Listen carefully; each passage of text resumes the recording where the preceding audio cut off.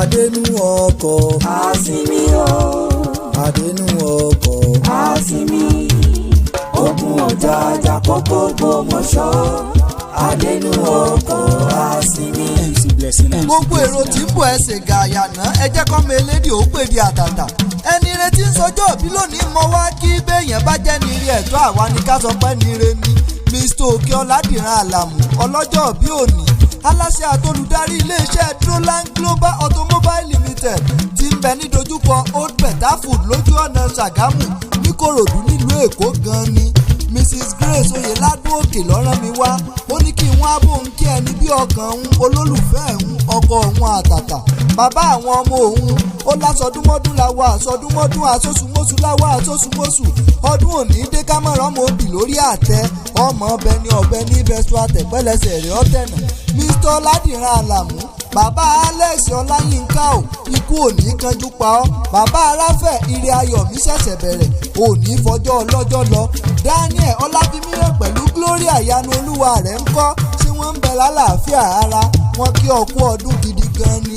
gbogbo èso òde òní rẹ̀ dànù láéláé mọ́ bọ́ sàmì ẹ̀ gbogbo àwọn àbúrò rẹ̀ gan kí ọkú ọdún wọn lò ní fọdún èyí ṣàṣemọ́ látòrí Solo Òkè Àbáyọ̀mí Tóbi pẹ̀lú Lékan wọn kí ọ gidi ni àwọn ọ̀rẹ́ rẹ̀ gan pa wọn ò gbẹ́yìn rárá látòrí Mr. Kọ́ládé olórí Túndé Ọ̀ṣọ́ Síkírù Màkẹ́bà Ọlábọ̀dé Òkúpẹ́ wọ́n ní kó o fọwọ́ páwú kó o fèrègì jobi kó o wá fẹ̀yìntì kó o mọ̀ jẹun ọmọ Àlàmú òyìnbó tí ń ta mọ́tò o èmi mọ̀lé bàbá rẹ̀ gan tó bí ọlọ́mọ ìwọ lọmọ wọn nílé Adọ́jọ́ nílùú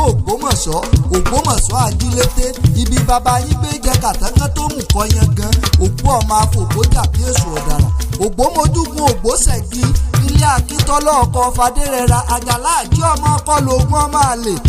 Ògbómọ̀ṣọ́ lọ́lọ́jọ́ kan ìjà ọmọ Ajílété lọ́lọ́jọ́ kẹrin èso ọjà bẹ́ẹ̀ nìkan ọ̀ràn jẹ́jẹ́ lọ́mọ Ajílété ń wá sí ajé kiri ìbàrùbá ni wọ́n ẹlẹ́dìn ẹsẹ̀ ọmọ bàrẹ̀ etí ọ̀ya ògbórí ẹlẹ́mọ̀ṣọ́ ni wọ́n kú sọ́dọ̀ Ògbómọ̀ṣọ́ lé bàbá tó bí ọlọ́mọ Ọládìran Àlàmú ò jẹ́ kúkú wá kí ọ bí wọ́n ti kìran bàbá rẹ̀ gan ìwọ lọ́mọ rẹ̀ ṣàjèjì ojú ti lálọ̀ parí lọ́lọ́ ọmọ gbódúdú etí ẹ̀ kọ́rọ́ ṣèní wọn ò ṣèní níbí rẹ̀ ṣà nínú ọmọ bọ́lé kó o búpo ní yámọ̀dé lára ojú ló fi dúdú lé yín jọ́ sí tó fi wẹ̀mọ́ fún pupa èdè òdìmọ̀dé rẹ̀ ṣà iná yín sùn àmàkọ iná yín sùn àmàbo ìgbà tó dọjọ́ kẹrìndínlógún gbélé ń jalabóyún nù mọ́dẹ bá a bá kì í títí orí la fi kọ́ la fi pé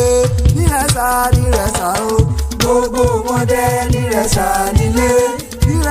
nírẹ̀ṣà o gbogbo mọdẹ nírẹ̀ṣà nílé o.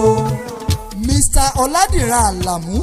ìyàwó rẹ̀ Grace Oyèládùn Òkè ló ní ó ti sọdún èyí kó o tún ṣe tẹ̀mí.